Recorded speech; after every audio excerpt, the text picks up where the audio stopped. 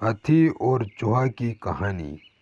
एक राज्य में एक राजा का शासन था। हर सप्ताह पूरी शानो शौकत से नगर में उसका जुलूस निकला करता था, जहाँ प्रजा उसके दर्शन किया करती थी। एक दिन एक नन्हा चूहा उसी राजमार्ग के किनारे किनारे कहीं जा रहा था, जहाँ राजा का जुलूस निकलने वाला था। वह चूहा था तो छोटा सा, मगर उसका घमंड बहुत बड़ा था और वह खुद को सर्वश्रेष्ठ और महान समझता था। कुछ देर बाद राजमार्ग से राजा का भव्य जुलूस निकला, जिसे देखने लोगों की भीड़ लगने लगी। राजा अपने पूरे दल बल के साथ था। उसके सैनिक उसे घेरे हुए थे। कई मंत्री और अनुचर उसके पीछे थे। वह एक विशाल शाही हाथी पर सवार था। हाथी शाही था, इसलिए उसे भव्यता से सजाया गया था और उसकी शासन भी देखते ही बनती थी। जुलूस में हाथी के साथ एक शाही बिल्ली और एक कुत्ता भी थे। राजा का जुलूस देखने को उमटी भीड़ राजा के साथ साथ उसके शाही हाथी की भी प्रशंसा कर रही थी। वह सुनकर घमंडी चूहे को बहुत बुरा लगा। वह हाथी को गौर से देखने लगा, फिर सोचने लगा, इसमें ऐसी क्या खास बात है जो मुझ में नहीं है। मैं भी उस जैसा ही हूँ।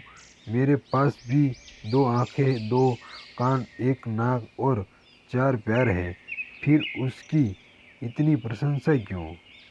उसके विशाल शरीर के कारण, लंबी सूंड के कारण, छोटी छोटी आँखों के कारण या झुर्रीदार चमड़ी के कारण?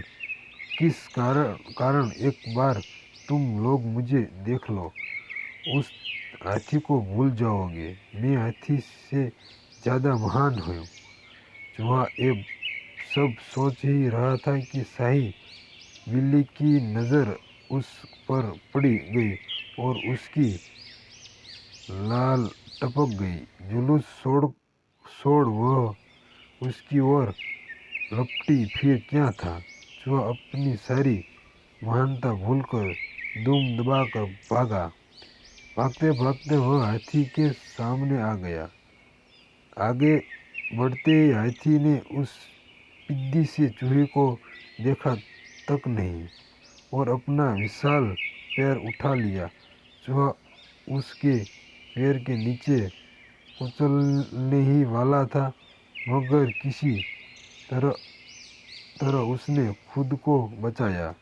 वहाँ से बच्चा तो खतरनाक कुत्ता सामने था, तो उसे देखकर गुर्राया। चूहा पूरी जान लगाकर वहाँ से भागा और राजमार्ग के किनारे स्थित एक शेड में घुस गया। उसका सारा घमंड उतर चुका था। उसे समझ आ चुका था कि वह इतना भी श्रेष्ठ और महान नहीं है। इसमें सीख मिलती है, किसी से मात्र रूप रंग की समानता हमें महान नहीं बनाती। महान हमारे गुण और कार्य बनाते हैं।